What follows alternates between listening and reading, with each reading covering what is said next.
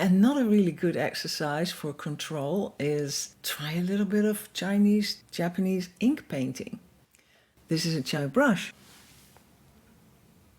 Chinese brushes are a little bit different. They have a very, very fine tip and they have a reservoir here. So actually you get a lot of ink that keeps flowing through this thin tip point, and you hold your hand like this.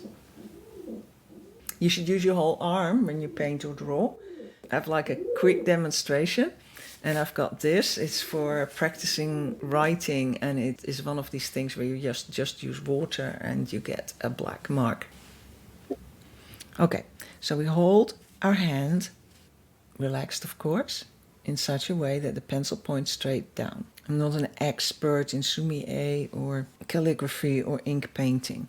I just like to do this because it's a wonderful exercise for control, especially if you paint, like with oils. You have your panel or canvas on an easel, and there's not much you can lean your arm on, and you should not have to. And again, practice will get you to your goals.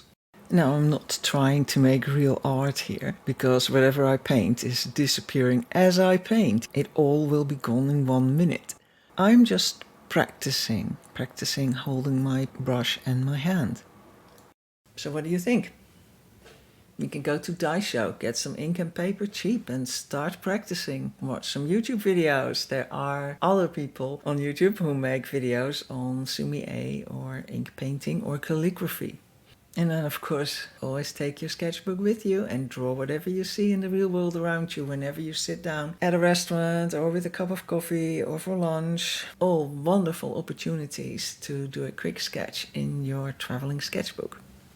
And you hold your pen like, you hold your pencil, you hold your brush like, you hold your brush straight.